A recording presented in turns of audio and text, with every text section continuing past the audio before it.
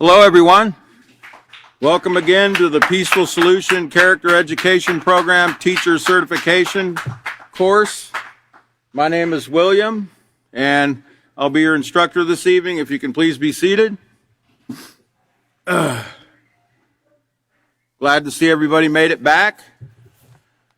And those that are tuning in over the internet, over Facebook, you can go to the top of the page, the Facebook page there, and click on where it says download the character manual. There's a little arrow down. You can click that and you'll find other manuals, including the acceptance unit the character unit, the acceptance unit, and also the self-control unit, which we'll be working out of tonight. And if you remember, we're on chapter 2 of the self-control unit, controlling your emotions to your advantage. And let's go ahead and turn over to page, let's see, we'll go ahead and we'll pick up on page 33, because I want to just briefly go over a little bit that Chris went over in the last class. He went over, if you remember, in the last two classes, he went over positive and negative emotions. And I want to refresh our memory on a couple things about these emotions, because emotions are normal, okay? We all have emotions. We're born with the emotions. And Chris indicated that there's nothing wrong with these emotions, whether they're positive or negative, as long as we learn to control them, because we're going to have these emotions, okay? It's just a fact of life. You're going to have positive and negative emotions, but you've got to control both your positive and negative emotions. It's the uncontrolled emotions that can get us into trouble. And on page 31, well, actually, let's go ahead and look at page 30 real quick about emotions. It says, emotions are strong physical and mental responses triggered by what we experience. And a trigger is something that starts a process. And emotions are triggered by what we hear, see, smell, taste, touch, and think. And on page 31, there was a list of negative emotions. I'm not going to go over all of them again, but we will be going over a few of them tonight that people really struggle with, and we have to take a closer look at.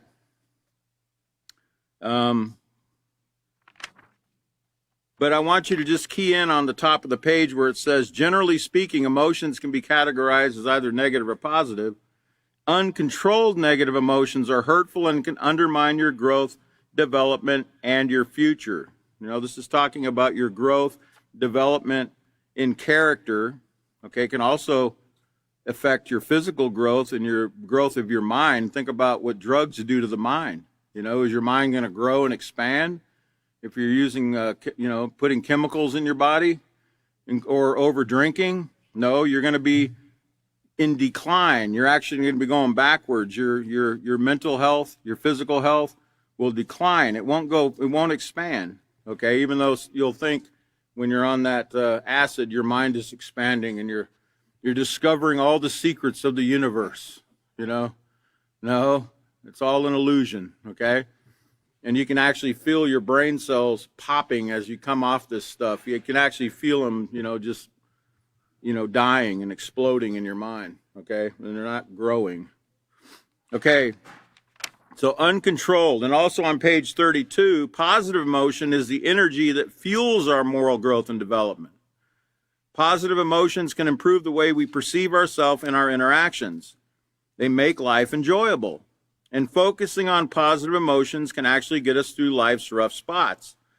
And, you have to remember, too, it's been gone over in this unit that children, remember this is a junior high series here, they only recognize about 4 emotions, possibly 5 if they're on Facebook and they see some emojis, but even the emojis don't describe what those emotions really are. And, they don't go in depth like the Peaceful Solution teaching what these emotions are and what triggers them, etc. So they're pretty much left on their own. But we're going to go over a few of these emotions tonight on page 33, we're going to take a closer look at these emotions, particularly the emotions of anger, rage, jealousy, and love. Why is love on that list, you know? What's love got to do with it? Well, we'll see as we proceed in the lesson. I think before we proceed in the lesson, we'll go ahead and go back to page 30 or lesson plan 2, page D, and look at number 3, because this is what we're on right now, the step that we're on. Remember, this is the teacher certification course. We've got to remind ourselves what step we're on and what our goal is in this step. Explain to students we're all born with the capacity to experience a wide range of emotions. And the first step in effectively controlling our emotions is to become familiar with and be able to identify the variety of feelings that we have. It's important to be able to identify them, because once you be able to identify them, you'll know what you're experiencing and you'll know how to better handle that emotion. Have students turn to page 31 and 32 of their handbooks and read the section entitled Defining Emotions. And that's what Chris went over in the last class. Have students pay particular attention to the emotions of anger, rage, jealousy, and love as expounded upon in the section entitled Let's Take a Closer Look, found on page 33, which we'll be going over this evening. Emphasize that emotions, if acted upon without self-control, have the ability to negatively affect our reasoning, judgment, and our interactions. So let's go ahead and turn to page 33. And it says, let's take a closer look. Although all emotions can affect the way we behave, there are some emotions that have a greater potential to lead to negative behavior. And I think at this point, it might be a great opportunity to look at this definition. Remember, it talked about uncontrolled emotions? Let's look at the word uncontrolled. Let's show that first slide. That word uncontrolled means not controlled. The second definition is occurring or done without being stopped, slowed, or controlled. You remember the STOP acronym that we went over in the last class. I believe not the last, well, we've been mentioning it here for a few classes. That stop, think, weigh out your options or your choices, and proceed with the right choice. If you don't proceed with the right choice and you proceed with the wrong choice, you didn't quite pass the test. You know, you've got to stop, think, options, proceed with the right choice in order to practice self-control. Let's put the slide back up.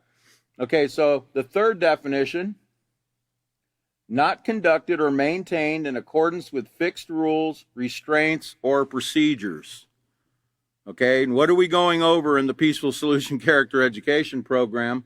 But rules, proper restraints, and procedures, like the STOP acronym. That's a procedure. You know, it's lined out. You know, you need to stop first, you need to think. Stop so you can let your emotions, you know, so you can calm down and let your emotions pass, so you can think clearly about what your options are in that situation. And remember, the teachers are telling you, you should not be saying, well, my option is I could kill him or I could let him live.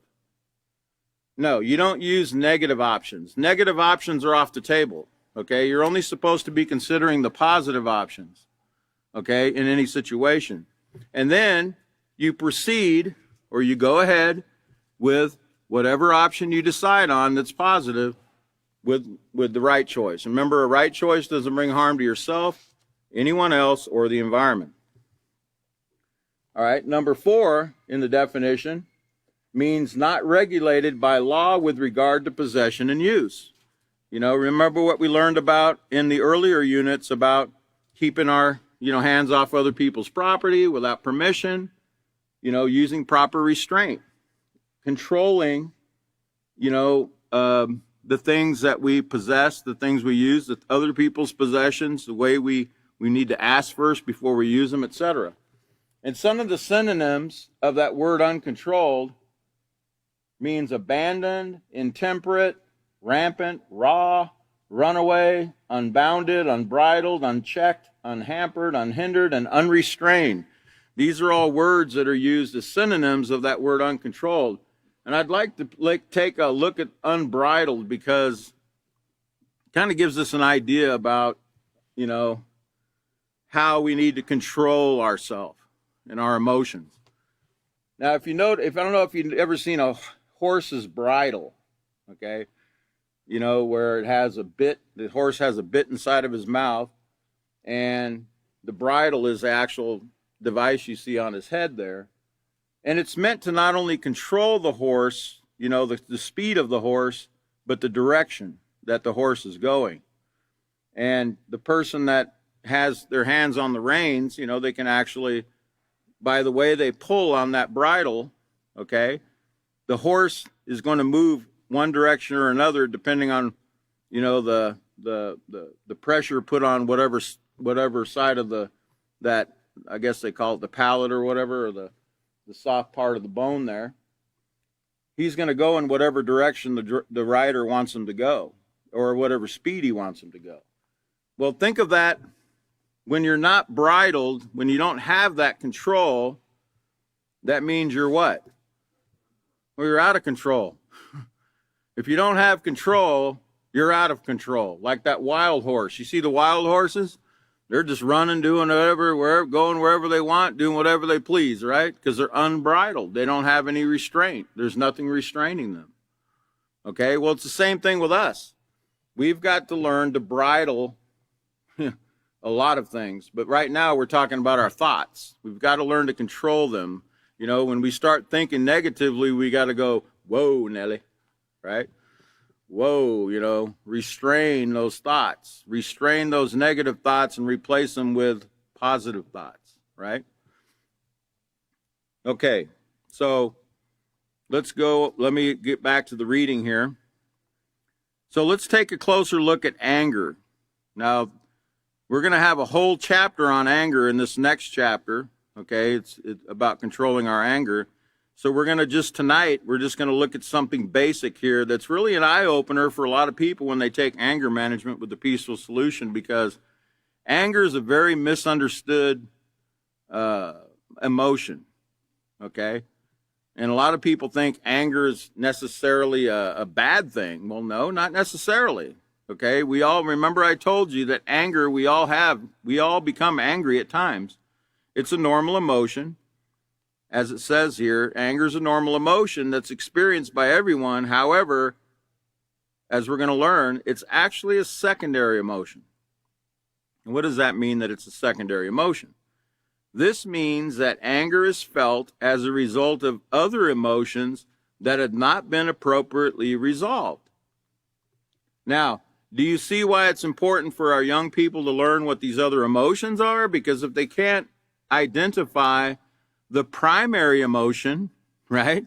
The emotion they're feeling first, whether it says here, you know, frustration, embarrassment, annoyance, and jealousy, those are all primary emotions that, if left unchecked, can result in anger. So they've got to know what these emotions are and able to identify those emotions and to deal with them appropriately, so that emotion, that first emotion, doesn't turn to anger. Okay, but even if it does turn to anger, they still need to learn how to control their anger, and we're going to learn that in chapter 3. Now, remember, anger is normal, but it's a secondary emotion. And what does that mean? Let's talk about that for a minute. For instance, it says embarrassment can lead to anger. Okay, well, let's say you're walking down the street and you're carrying some books. It's raining outside, right? And let's say you slip, or let's say you're walking with your books and you're walking a little too close to the road, and a car drives by and it sprays water all over you, you know, and you're on Main Street. And all the cars going by see you soaking wet, your books are all wet. Okay? Now, that's something that can take place, right? So you have, at that point, you got a couple choices. Because remember, everything starts with your thoughts. You can think to yourself, you stupid, you know what? And you can see all the cars looking at you and, you know, people kind of laughing and honking and stuff. And you can think, what the are you looking at? Remember, these are your thoughts that are going on in your head. Those are called negative thoughts, right? Because they're negative thoughts because, they could lead to something. They're going to lead to negative feelings and negative actions, right? You can either think that way or you can think, I probably do look kind of funny, I shouldn't have walked too close to the edge of that road when I knew there was a bunch of water right there that somebody could have sprayed me with. And you can laugh with everybody else. Okay? Or you can just simply get out of the way, go over and recover, and go inside somewhere and dry off. But you don't have to think the negative thoughts. You have a choice on what thoughts you allow in your head. Okay?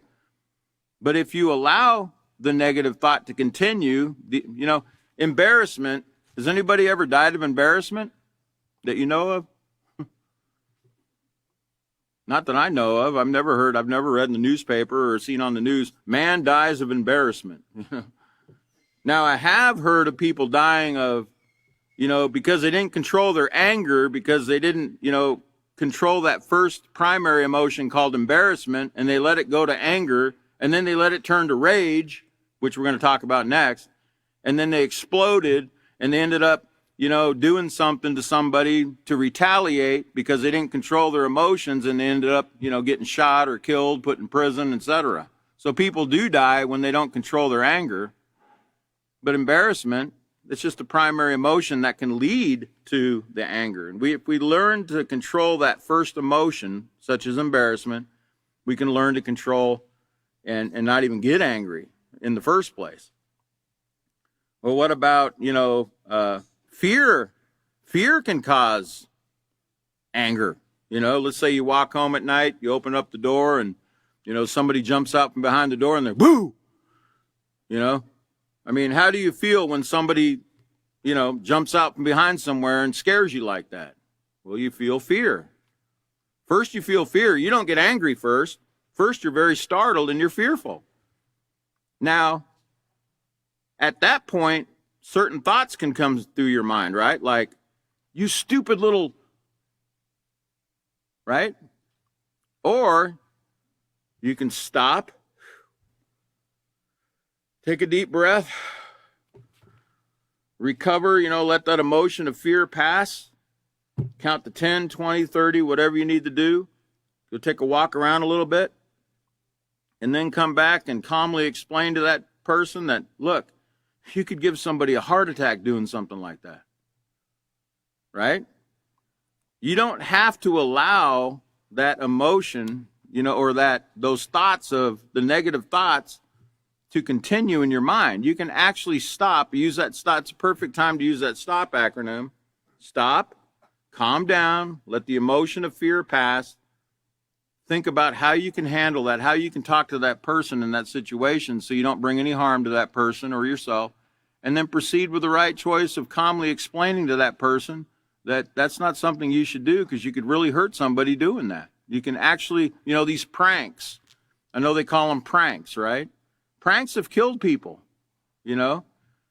pranks gone wrong, so to speak. A lot of people die from pranks, okay, that are being played on them, including scaring people, jumping out and scaring people, okay? You can actually kill somebody doing that, believe it or not. You can startle somebody where they actually have a heart attack, okay? So you got to be careful, not to be doing these things. Practice a peaceful solution. Remember, not to bring harm to somebody else. But you have to learn these things, like we're learning here. So remember, anger is normal, but it's a secondary emotion, okay? And I want you to understand something else about anger. Let's go to the next slide. Google the word anger. Just Google it, okay? These are the first pictures that popped up when I Googled anger, If you'll notice, is that really anger? Somebody, so angry that, their face is red and they're steaming, out of their ears, and they're jumping and screaming, and they're breaking things, like breaking the pencil in half or screaming at the top of their lungs. Is that anger? Oh no, that's the next one we're getting ready to talk about. See, this is why anger management's important, because that's not anger right there. That's not the face of anger. That's the face of rage. Okay? That's the face of rage, because you can get angry and not look anything like that. Okay? You can get angry. You can actually be angry and be as calm as can be. Okay? You can be angry and be as calm as can be. And you can actually learn how to control your anger in an appropriate way. Even if you do become angry, you can learn to be respectful, polite to somebody, even if you are angry, and handle that situation in a moral way. Okay? That's not the face of anger. That's the face of rage, which we're looking at next. Anger that is uncontrolled can result in rage. Now, rage is dangerous emotion that can lead to verbal and physical abuse, and in extreme cases, even death. So anger is a step up, or rage is a step up from the anger, okay? It's uncontrolled anger, okay? It's, screaming at the top of your lungs, breaking things, lashing out verbally, name-calling, using threats, using racial slurs, etc. Okay, this is rage. Okay, and I've experienced it when I was growing up, because I didn't I didn't know about how to control, that I was in control of my emotions, particularly anger. I could control that if I actually learned, to stop, calm down, let the emotion pass, okay, and then think about what my options were in that situation and proceed with the right choice. I didn't know about all that, so I just kind of did whatever I felt like doing. I didn't even know how to identify the primary emotion I was feeling that led to the anger that led to the rage, right? That's why we have to learn these steps. It's very important to know the procedures. So rage is dangerous because rage can lead to verbal and physical abuse and even death, as we're going to learn a little later. It won't be tonight, more than likely, but, Chris mentioned, there's a story that you're getting ready to read about somebody that didn't control their anger. They didn't control their thoughts. Remember, it all starts with your thoughts, okay? If you don't control the thought, then it leads to the feeling. Thoughts lead to feelings, right? And then your feelings or emotions, they lead to your actions or your behavior. And then whatever behavior you do is going to lead to rewards or consequences. So remember, let's actually look also at, let's go back for a minute and look on page 31 at anger itself, because I want to go over something with you on anger. It says anger is a strong feeling of displeasure, resentment, or hostility. Let's put up the next slide so we can look at those definitions of those words. Next slide, please. Okay, so displeasure. Remember, it's a strong feeling of displeasure. Displeasure means dissatisfaction, disapproval, or annoyance, irritation, discomfort, uneasiness, or pain. Okay? This is a strong feeling of displeasure. That's the definition. It could be pain, uneasiness, discomfort, annoyance, disapproval, or dissatisfaction. And then resentment means a prolonged feeling of displeasure at something regarded as wrong or offensive. Like you feel like somebody did you wrong. You feel like you've been treated unfairly in something. And you hang on to it for a long time. Prolonged, meaning you don't let go of it. You don't learn to control the thought. You just hang on to it, that thought, and you keep playing it around in your head, okay? And you don't deal with it the peaceful solution way, okay? And then hostility, remember, anger is a strong feeling of displeasure, resentment, or hostility. Hostility simply means unfriendliness or opposition. Unfriendliness or opposition. That means you don't agree with something, okay? You don't agree with what's being done and what's being said in a situation. That can lead to anger, okay? That is anger. It's a strong feeling of displeasure, resentment, or hostility. Don't forget those definitions because they're very important. In fact, I hope you wrote them down. If not, you can go back later and you can watch the video and go ahead and jot these down. Very important because you can't expect junior high students to know these words, okay? We don't even know them. we're not even familiar with a lot of them ourselves as adults. We really need to break it down and help them to understand. If you see a word in this book that you think that you're not too sure about, or you think you might understand, but possibly you need to look it up. Okay. And you need to write it in your book so you can clearly explain to the student what that means. When you're actually teaching the class, you can say, for instance, the one about displeasure. Well, it means dissatisfaction or disapproval, right? Pain, uneasiness, or discomfort. You can explain it to them in a simple way where they can understand it. Okay, let's look at the third one tonight in the book, jealousy. People experience the emotion of jealousy for many reasons. But one thing is certain. Jealousy that is left uncontrolled, notice that word again, right? There's the key. Uncontrolled can be a dangerous emotion. People's reputations have been damaged, some have been hurt, and others murdered because of jealousy. And jealousy is listed as a negative emotion on page 31 of this chapter. And it's defined as hostile toward a rival or one believed to enjoy an advantage. Hostile toward a rival or somebody that you think you're in competition with, okay? Like school rivalries, right? School rivalry is, like my team is better than your team. That's a rivalry. They even call it rivalry in the schools. They don't have a problem with it. They teach rivalry is okay. Our school is better than that other school. Our football team can beat that other football team. School rivalries seem to be normal, and they have in their gym, they have their jamborees and their war cries before the game, where they all go in for about an hour and they do their war cry and their chants, about how they're going to beat that other team tonight. Because you know what? We got the best team in the city, right? Okay? And it's normal for them. It's normal. But it's not normal in the peaceful solution, okay? War is not normal. War is a sign of, as we'll see later on, it's a sign that we're not controlling ourselves, okay?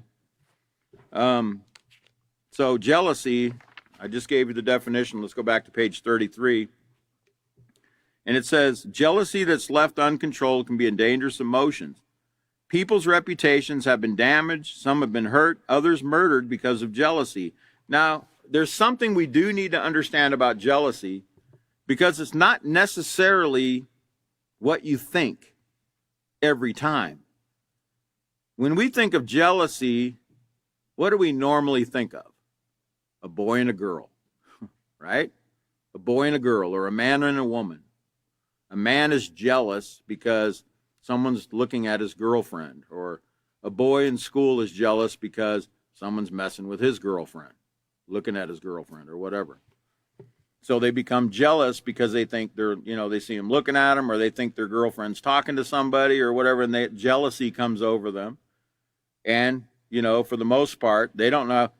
They usually know what jealousy is. They can identify that. That's emotion that a lot of them can identify. They might not quite fully understand it, but they can identify with jealousy. But they don't know how to control it in many cases. And I'm sure you've heard how, of stalking cases where people, become so jealous and so, can't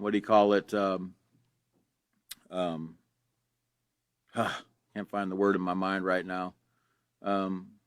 Obsessed with that person, they just can't get them out of their mind, and they get this idea that, well, if I can't have her or if I can't have him, nobody will. Okay? Nobody will. I love them so much that, I'll kill them before somebody else can have them. Yeah, we're going to talk about love too, because that's a really misunderstood emotion, okay? Very misunderstood. But we're gonna understand it. We're gonna not fully understand it, but we're gonna get a better understanding tonight of what it actually is. But just talk about jealousy here. So let's look at this next slide, because I want to go into a deeper definition of jealousy for you, because I want you to see it's not just all that you think. Look at the next slide, please. Next slide, please. Here's the word jealousy from the online dictionary. Now, in 1200, the year 1200, it actually meant sexual possessiveness and suspicion, which is what I just described to you. It's from Old French jalousie, which means enthusiasm, love, longing. And from jealous, meaning keen or zealous. Zealous. Middle English, in a sense, means solicitude. It means solicitude. Solicitude means care or concern for someone or something. You know, like a mother is jealous for her child. You know, she doesn't want anyone to harm her child. She's, you know, you can use the word zealous. She's zealous to protect that child, okay? So, is that necessarily something wrong? No. She's jealous in that she's zealously protecting her child from any kind of harm or danger. Okay, you see this in the animal kingdom, but you always also see it in human beings. Let's go put that slide back up, please. It means care or concern for someone or something, carefulness and regard. It means watchfulness. Watchfulness. Jealousy actually means watchfulness. Meaning, it also means zeal, fervor, and devotion. Zeal, fervor, and devotion. Zeal is like a burning desire, okay? Now, that burning desire can actually be to protect somebody. You know, parents, I gave you the definite, you know, I gave you the example of parents being jealous for their children or zealous to protect their children from any kind of harm, okay? Is that a negative thing? No, it's not. But for the most part, jealousy, you know, it's that sexual possessiveness or suspicion. Okay? Now, a lot of people suspect things, and a lot of times, as we're going to learn later on in the next chapter, it's all in their mind. It can actually all be in your mind. It can actually, jealousy, you could be jealous. You could have that feeling of jealousy because you had thoughts that something was taking place, and then you started having this feeling of jealousy come over you. And you could actually be wrong. There might actually be nothing going on in a situation, okay? But if there is something going on, does that give you the license to, you know, bring harm or start yelling and screaming at, you know, your mate because you're jealous of something that took place? Does that give you the license to become angry and start lashing out or, you know, start stalking that person around or start threatening that person or anything like that? Does that give us the right to do that? Do we ever have the right to do that? No. In the peaceful solution, that's not an option. It's not an option. Remember, you choose the positive option. Well, how could that be handled in a positive way? Well, that's what you need to, you know, that's why it's important to have counselors. You know, you can go to your school counselor and deal with that situation, talk to your school counselor, talk to your parents about how to handle that emotion properly, okay? What your options might be in that situation. Because remember, people's reputations have been damaged, and some people have been hurt and even killed because of that emotion. Okay, so remember, people experience the emotion of jealousy for many reasons, okay? Sometimes the reason isn't what you think. It's not the sexual possessiveness. Sometimes it's the being zealous for something, like zealous to guard and protect something, as an example. Okay, so now let's get into the emotion of love. It says love can be one of the most difficult emotions to explain. Before we go into it, let's go ahead and look where on page 32, just a page over here, because if you notice, love is under positive emotions. So why on earth is it in this list right here? Why do we need to control that? I thought it was a great thing, right? Well, it can be, right? If it's controlled. Remember, Chris told us, you know, even positive emotions need to be controlled. You know, we got to control all of our emotions. You know, he gave the example, and I don't want to spoiler alert, the boy jumping up and down and knocking over a vase when he found out he won $100, and he knocks over his mom's best vase, and now he's got to pay for the vase he just broke. And it probably costs about $100, right? So now he just lost his $100 he just won, right? Or, I like to give the example of, people become joyful because their basketball team won or their football team won the championship. So they go out in the street and they start lighting cars on fire and shooting guns in the air and turning cars over and rioting and looting. And really? That's a positive thing? No, you got to control the emotion. You got to control your joy, okay? Or whatever it is. Okay, so let's talk about love. It says, love can be one of the most difficult emotions to explain. Many people misunderstand love because of the way it's portrayed in movies, TV shows, and romance novels. So let's put up the next slide, please. All right, here's some examples of how this is some of the examples of how it's portrayed. You got the sappy love songs they play on, on the radio. They call them love songs, and then they have, romance novels like this one here, Ugly Love, Ugly Love, I guess might be romance gone bad or something here, right?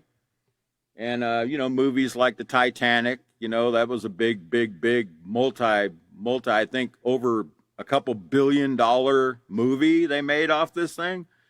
And they portrayed love in a certain way in that movie, okay?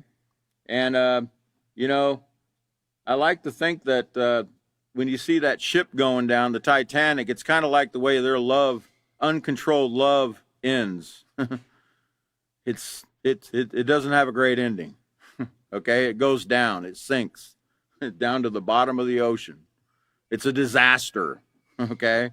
If it's not controlled, if this emotion is not controlled properly, it can be a disaster. So let's continue to read on page 33. It says, love is an intense affection for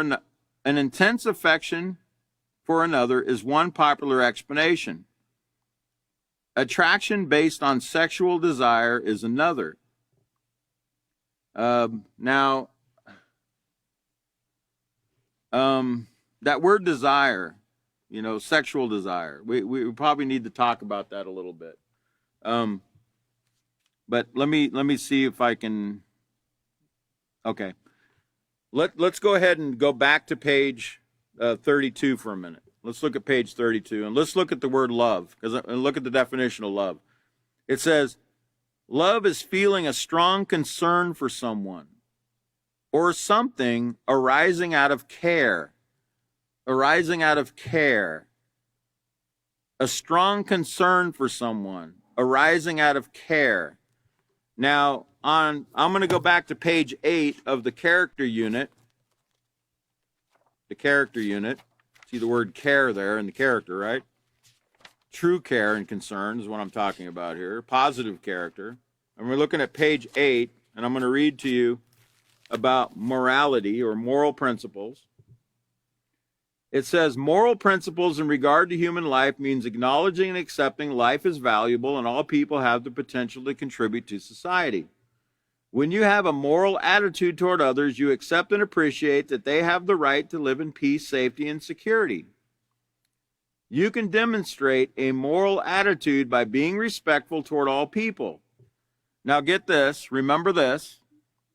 This means not taking advantage of others, but rather showing them care and concern.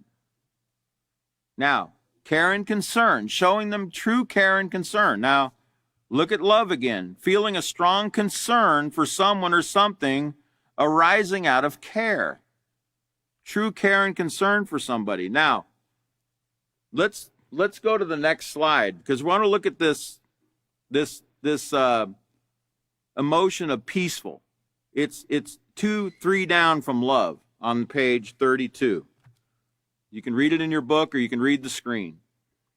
Peaceful means free from hostility or conflict, freedom from worrisome thoughts or emotions, the desire to always treat others as you would desire them to treat you.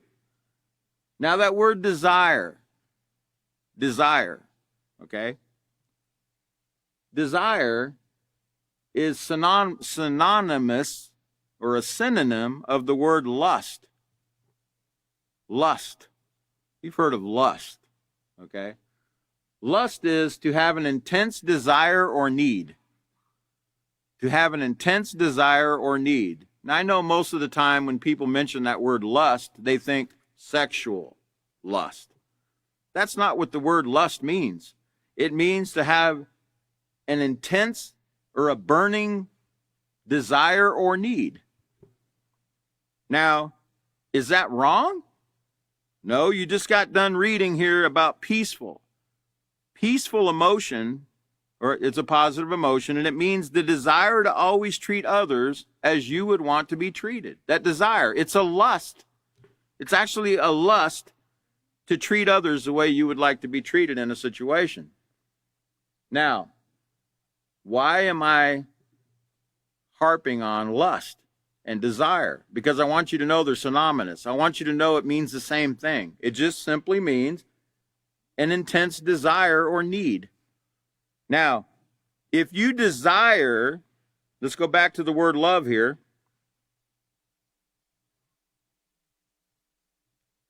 It says, or actually on page 32, love means a feeling of strong concern for someone or something arising out of care.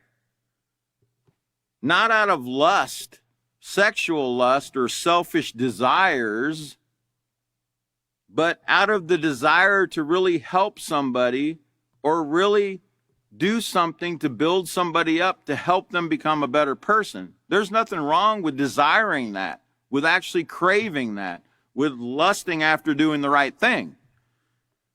But, you know, it's kind of like this. Let's say you're driving down the road and you see somebody's got a flat tire, right? And it's some girl. Right? And you're thinking, man, I go help that girl, man. I can be Superman and save the day and go help that, you know, man, she's a pretty girl too. I think I'm going to help her. You know, I might get something from her.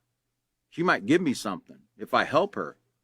But remember what it just said here, right? Remember what it said about on page 8 of the character unit about not taking advantage of others, but showing them care and concern, true care and concern. You don't do it because you have this sexual desire in you and you think, oh, wow, she's really pretty. I better go help her. But then you're driving down the road and you see some guy with a flat tire and you're like, oh, man, that guy's on his own. You know, I like guys. But if that was a girl, boy, I'd sure pull over and give her a hand. Does that show true care and concern? This isn't real, man. It's not real. Okay, it's actually the opposite of what love truly is. It's showing you that we have a very a wrong perception of love.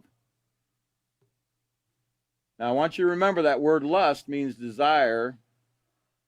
Okay, now let's continue the reading here.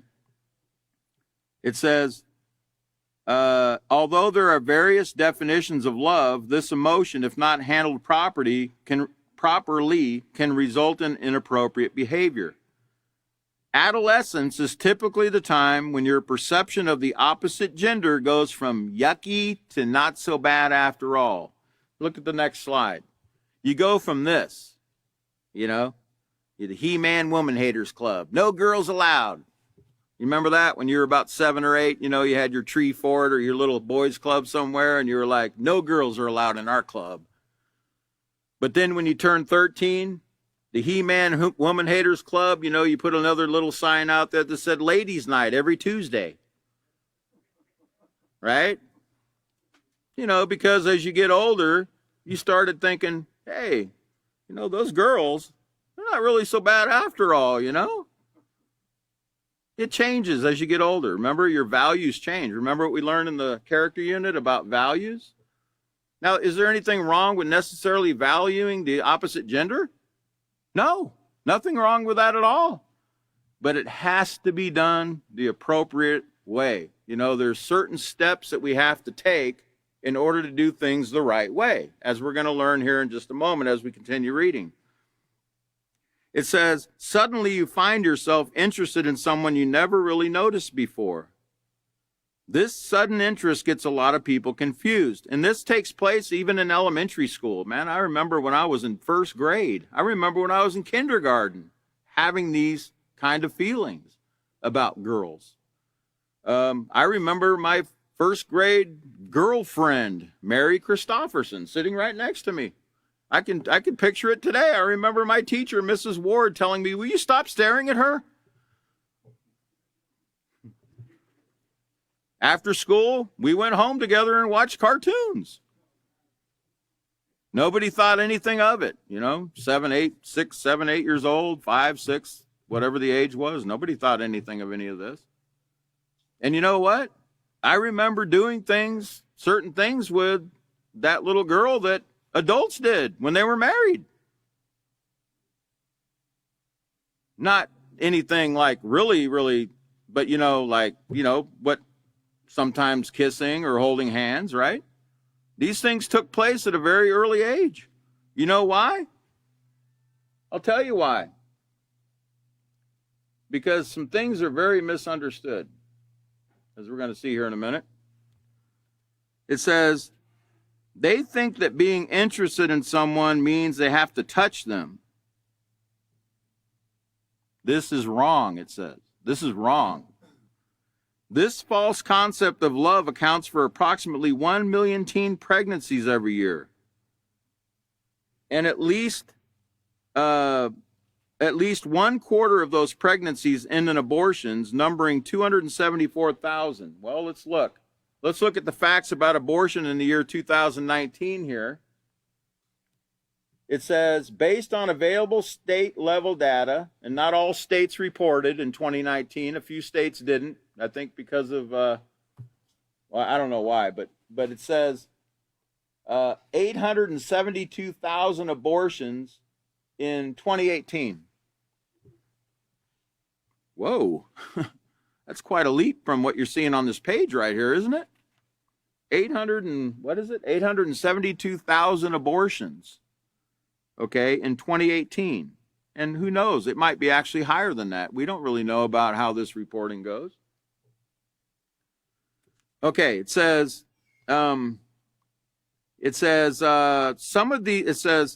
in addition to the abortions, every year about 3 million teens acquire sexually transmitted diseases.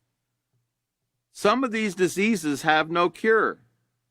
Remember, it's diseases. We talked about that a few classes back. Pronounce it right, so that way you know what's causing it. Dis means not. Ease means not at ease. That means, another word for ease is peace, right? So if you're not at peace, it means there's some kind of principle in the peaceful solution that wasn't practiced, so we brought some kind of dis-ease in our mind or in our body. And in this case, we're talking about sexually transmitted diseases, which are transmitted through sexual contact, okay?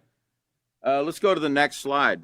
When I was growing up, we called it venereal disease. We didn't call it STDs. They call it STDs today, but we called it VD when I was growing up. And there was a VD clinic in every town, and everybody knew about it. Okay, they knew where to go if they got a VD or a venereal disease. As you see here, you know what that actually is on that palm of that hand? This might make you think twice before you want to shake someone's hand. That's called syphilis. That's called syphilis on somebody's hand. That's only one of about 124 other sexually transmitted diseases that are out there. It's on the hand? Well, that actually means that you can actually contract that by shaking someone's hand that actually has it. So you don't even have to have sex with that person to get that disease. Okay? And there's many, many more that you can get by touching, kissing, etc. That people think, that's not a big deal if we kiss, we're not really going all the way. Well, what about herpes? What about other, oral diseases you can get from sexually transmitted diseases, okay? Now, that word venereal, let's look at it. It means a disease typically contracted by sexual contact with a person already infected a sexually transmitted disease. So a venereal disease is a sexually transmitted disease. Let's go to the next slide. The word venereal, it means from Latin venereus, of Venus, of or relating to sexual desire or sexual activity. Now, I'm sure you all know, or you're going to learn, if you're in middle school right now, you're going to learn, they're fixing to teach you about the Roman gods and mythology. And they're going to teach you that Cupid was the son of Venus.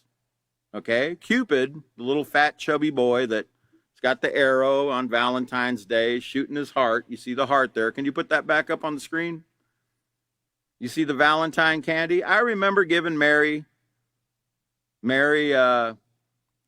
my girlfriend in first grade, I remember giving her these very things right here. In fact, they told us we needed to bring candy to school on Valentine's Day so we could share it with the girls. The boy could share with the girls could share with the boys. We could make them cards, and we could tell them, I love you. Right? I love you. Did any of us even know what that is? Was anybody explaining to us what it was? The only thing we knew about love was kissing, holding hands, right? Or, puppy love, they called it, with little children. It was called puppy love because they're real young. And Donny Osmond. I remember when I was in, kindergarten, first grade, Donny Osmond had a song called Puppy Love. It was a big hit. It was like a #1 hit. So they made it sound so okay, But it started with this. It started with the giving of the candy and they made us think that, it was okay to just tell any old girl you want, I love you, and give her a card and, try to win her over somehow, right? Well, this is what led to the venereal diseases, the STDs, because nobody was taught moral character, so they took advantage of the girls. They took advantage of the girls, and they took advantage of girls took advantage of the boys. Well, he's not very great looking, but he's got a fat wallet, and I like his car, He's got a great car. I don't mind, I can put up with how ugly he is as long as I can drive in that car, And he's got a lot of money. And I need some extra school clothes, Taking advantage of each other. All it was just like this big game, what we could get from that other person, Because remember, it's unbridled. It's unbridled lust, It's not bridled. It's not controlled because nobody was teaching us any control. No one was even teaching us we needed to control it. For the most part, we were taught in elementary school, don't touch, keep your hands to yourself, keep your feet to your, don't touch in elementary school for the most part. Now, after school, when we went home, we were allowed to do it because no one was watching us, right? For the most part. Now, when we got into middle school, and I know because I walk into middle schools, we teach at middle schools, and I see children in corners and closets and everywhere holding hands, kissing, and I see teachers going by not saying a word. Now, why? Why did it change so quickly from, elementary school? Intermediate school, middle school is just a step above. How all of a sudden did it change? Like, we don't have to keep our hands and our feet to ourselves now? We can just touch whoever we want? Remember, we just read. Suddenly you find yourself interested in someone you never really noticed before. This sudden interest gets a lot of people confused. They think that being interested in someone means they have to touch them. This is wrong. And this is what's leading to the unwanted pregnancies, the teen pregnancies, the teen abortions, okay? Thousands upon thousands of children being murdered daily because people don't want that child. They're unwanted. So it says, so if you think you love someone, control your emotions. Remember, true love is not instant. It's not love at first sight. You heard that? That's another misconception. Love at first sight? Really? You love someone when you look at them. No. Remember that other word I just told you about? It's called lust. Remember that word lust? It means a desire. So when you see someone and you like what you see, you're actually desiring that person. You're not loving that person.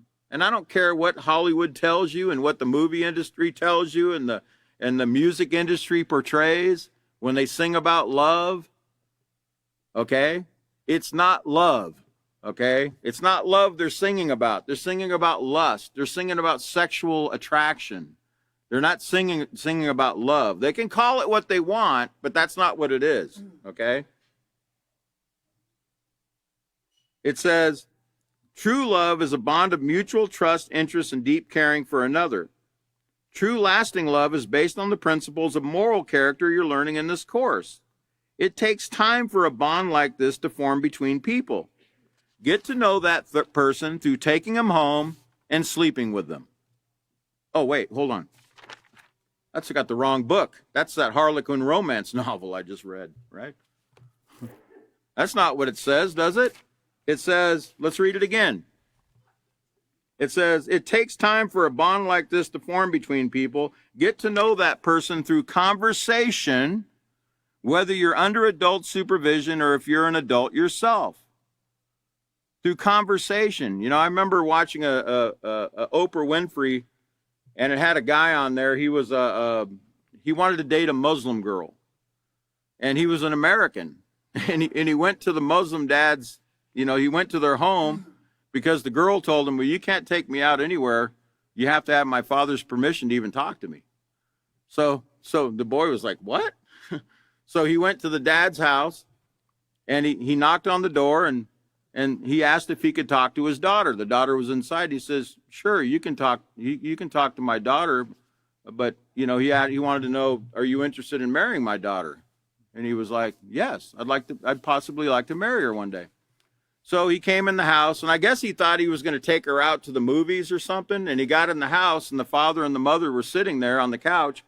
And they said, well, our daughter's right there in the dining room, right there at the table there, and you can go talk to her. And he's like, okay. Well, what he found out was he wasn't taking her anywhere. He had to talk to her right there and have conversation with her in front of the parents where they could actually see what was going on so no hanky-panky would take place. And you know what that man actually figured out after this episode? He said, you know, at first I thought it was really strange that people do that. But he said, now I realize how I was being protected and how his daughter was being protected. And it kept me from doing anything with that person that other people would normally do. And he did end up marrying the girl after a while, after, you know, they had conversation, they got to know each other, you know, and a bond of mutual trust developed, okay? It wasn't love at first sight, okay? But there was a desire there to get to know that person and see if possibly they were compatible, right? Okay, so moving in with a person or having premarital sexual relations is not the way to find out if you're compatible for a life together. A person without moral values can cause daily stress on a person who's trying to do what's right. A person whose mind is constantly on gaiety or partying can cause mental anguish to a person whose mind is on peace. If suitable characters are matched, disagreements and divorce are rare. Like in the next final slide, you see the divorce rate in India where marriages are arranged by the parents? 2%. Where in most countries, the divorce rate is over 50%. In America, I think it's over 60%. Now, the marriages are arranged, but the parents find suitable matches for their children. They don't force them to get married. They still have a choice. But if they go with their parents' instructions, it normally works out, you know? So, you know, I bet you love at first sight doesn't work too well in the Muslim countries where the women wear veils, you know? I bet you love at first sight doesn't take place there. But anyway, it's a great form of protection, you know, to follow the Peaceful Solution Character Education Program. And, you know, I'm sure that the next teacher is going to go into this even more. But you've all been a really great class. Our time is up. And thank you for coming tonight. And we'll see you in the next class. The next class will be on Let's see. 3/16/2022. Got to tell you the year too. At 5:30 p.m. Central Standard Time. We'll see you then.